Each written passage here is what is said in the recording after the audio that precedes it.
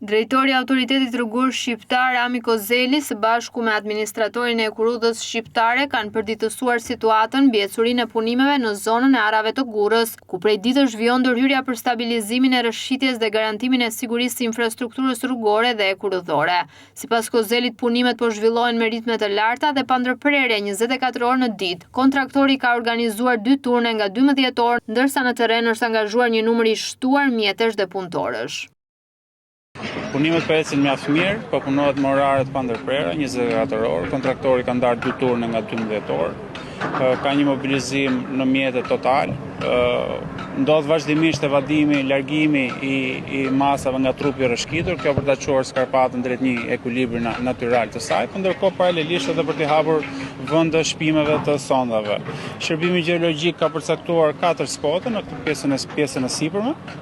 Një sapo përfundoi pak më parë, e dyta do të zhvillohet sot, ndërkohë që ekskavatori po hap vendin për shpimin e saj, ndërkohë të 2 të tjerat do të bëhen në ditën e nesërme. Ka përfunduar mbrojtja lumore, pra devijimi i trupit lumor që mos godasi pjesën e skarpatës në Ekurudhën Shqiptare. Ka një mobilizim total nga ana e kontraktorëve, autoritetit, edhe Ekurudhës Shqiptare, shërbimit gjeologjik. Ndërkohë pak më parë ishin edhe 2 pjesëtarë të Universitetit Politeknik Tiranës dhe të Institutit të Inxhinierisë, sepse ne po këshillohemi vazhdimisht me to.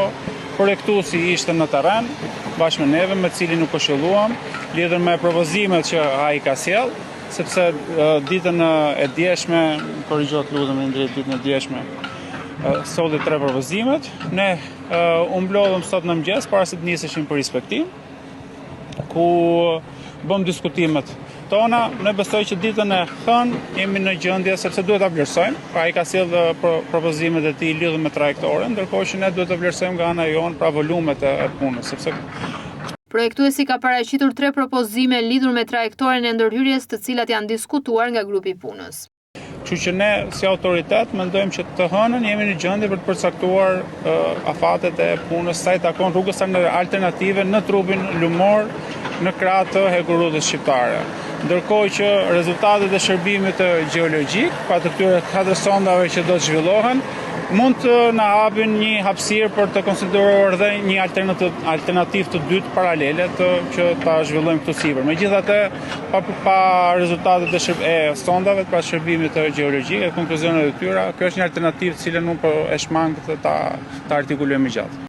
Sipas drejtuesve të ARSH-s, të hënën pritet të bëhet vlerësimi përfundimtar i volumit të punimeve dhe të përcaktohen afatet konkrete për realizimin e rrugës alternative në trupin lumor në krah të Ekurudhës Shqiptare.